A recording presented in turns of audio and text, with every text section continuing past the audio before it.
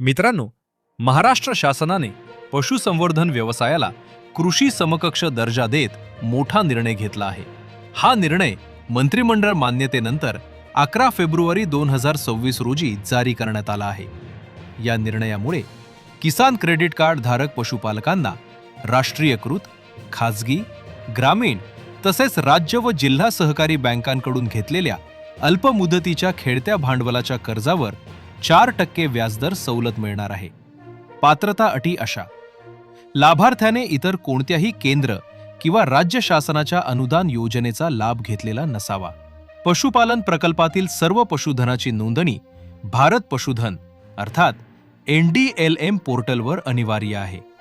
कमाल मर्यादा: 25,000 मांसल कुकुट किंवा 50,000 अंडी उत्पादक कुकुट, 45,000 क्षमतेची हॅचरी, 100 दुग्ध जनावरे, 500 मेंढी शेळी किंवा 200 वराहपर्यंत सवलत लागू राहील. घेतलेले कर्ज 1 वर्षाच्या आत पूर्ण फेडणे बंधनकारक आहे.